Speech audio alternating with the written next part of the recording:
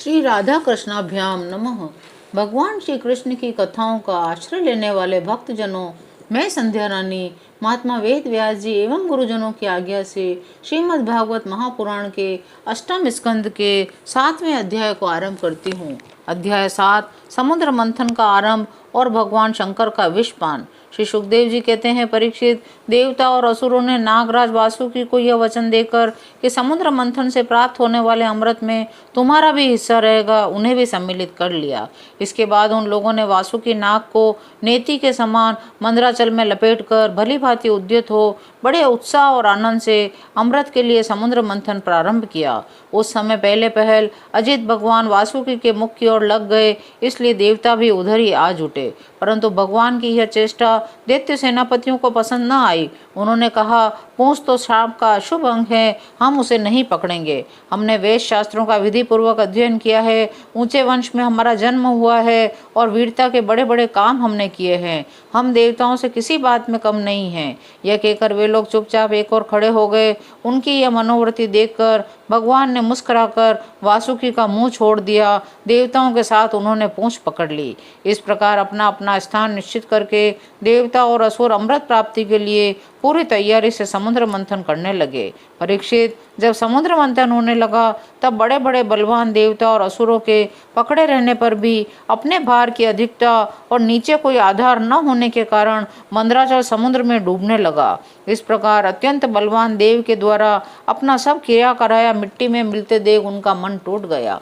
सबके मुंह पर उदासी छा गई। उस समय भगवान ने देखा कि यह तो विघ्नराज की करतूत है, इसलिए उन्होंने उसके निवारण का उपाय सोचकर अत्यंत विशाल एवं विचित्र कच्छप का रूप धारण कर लिया और समुद्र के जल में प्रवेश करके मंदराचल को ऊपर उठा दिया। भगवान की शक्ति अनंत है, वे सत्य संकल्प हैं, उनके लिए यह कौन सी बड़ी बात थी। देवता और असुरों ने देखा कि मंदराचल तो ऊपर उठ आया है, तब वे फिर से समुद्र मंथन के लिए उठ खड़े हुए। उस समय भगवान ने जम्बू द्वीप के समान 1,00,000 योजन फैली हुई अपनी पीठ पर मंदराचल को धारण कर रखा था।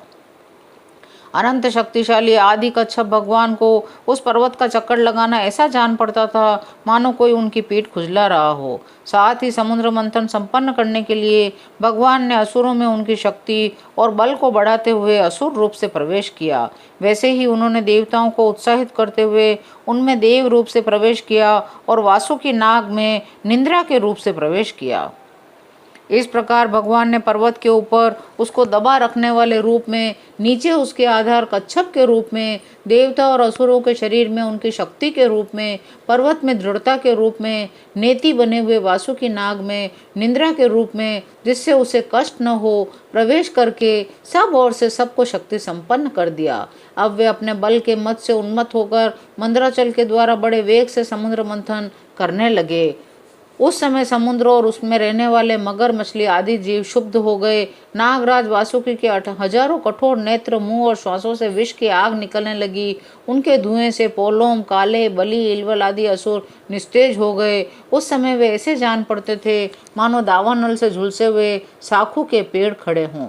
इस प्रकार देवता और असुरों के समुद्र मंथन करने पर भी जब अमृत न निकला, तब स्वयं अजित भगवान समुद्र मंथन करने लगे।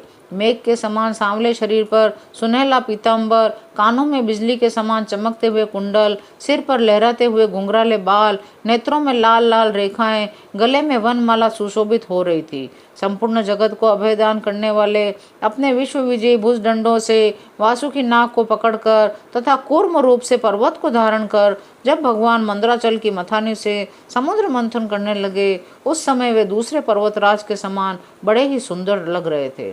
जब अजित भगवान ने इस प्रकार समुद्र मंथन किया, तब समुद्र में बड़ी खलबली मच गई। मछली, मगर, सांप, कछुए भयभीत होकर ऊपर आ गए और इधर उधर भागने लगे। उसी समय पहले पहल हलाहल नामक अत्यंत उग्र विष निकला। वह अत्यंत उग्र विष दिशा विदिशा में ऊपर नीचे सर्वत्र उड़ने और फैलने लगा। इस असह्य विष से बचने का कोई उपाय भी तो न था। भयभीत होकर संपूर्ण प्रजा और प्रजापति किसी के द्वारा त्राण न मिलने पर भगवान सदाशिव की शरण में गए। भगवान शंकर सती जी के साथ कैलाश पर्वत पर विराजमान थे। बड़े बड़े ऋषि मुनि उनकी सेवा कर रहे थे। वे वहां तीनों लोगों के अभ्युदय और मोक्ष के लिए तपस्या कर रहे थे। प्रजापतियों ने उनका दर्शन करके उनकी स्तुति करते हुए उन्हें प्रणाम किया। प्रजापतियों ने भगवान शंकर की स्तुति की। देवताओं के आराध्य देव महादेव, आप समस्त प्राणियों के आत्मा और उनके जीवन दाता हैं। हम लोग आपकी शरण में आए हैं। त्रिलोकी को भस्म करने वाले इस उग्र विष से हमारी रक्षा कीजिए। प्रभु, आप गुणमय शक्ति से इस जगत की सृष्टि, स्थिति और प्रलय करने के लिए अनंत एक रस होने पर भी ब्रह्मा, विष्णु, शिव आदि नाम धारण कर लेते हैं। समस्त वेद आपसे ही प्रकट हुए हैं, इसलिए आप समस्त ज्ञानों के मूल स्रोत, स्वतः सिद्ध ज्ञान हैं। आप स्वयं ही प्राणियों की वृद्धि और हास करने वाले काल हैं, उनका कल्याण करने वाले यज्ञ हैं, सत्य और मधुर वाणी हैं। धर्म भी आपका ही स्वरूप है। आप ही अ, उ, म इन 3 अक्षरों से युक्त प्रणव हैं। आप अखिल देव स्वरूप हैं। यह काल आपकी गति है, दिशाएं कान हैं, वरुण रसेंद्रिय है, आकाश नाभि है, वायु श्वास है, सूर्य नेत्र है और जल वीर्य है। आपका अहंकार नीचे ऊंचे सभी जीवों का आश्रय है। चंद्रमा मन है और प्रभु स्वर्ग आपका सिर है। आप जब समस्त प्रपंच से उपरत होकर अपने स्वरूप में स्थित हो जाते हैं, तब उसी स्थिति का नाम होता है शिव। वास्तव में वही स्वयं प्रकाश परमार्थ तत्व है। आपने कामदेव, दक्ष के यज्ञ, त्रिपुरासुर और कालकूट विष, जिसको अभी आप अवश्य पी जाएंगे, अनेक जीवद्रोही असुरों को नष्ट कर दिया है।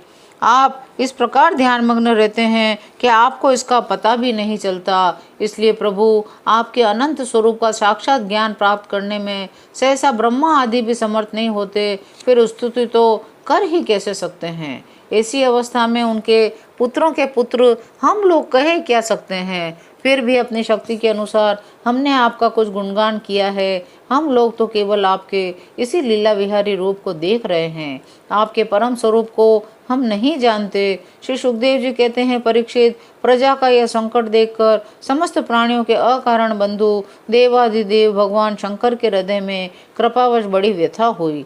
उन्होंने अपनी प्रिया सती से यह बात कही, देवी, यह बड़े खेद की बात है। देखो तो सही, समुद्र मंथन से निकले हुए कालकूट विष के कारण प्रजा पर कितना बड़ा दुख आ पड़ा है। ये बेचारे किसी प्रकार अपने प्राणों की रक्षा करना चाहते हैं।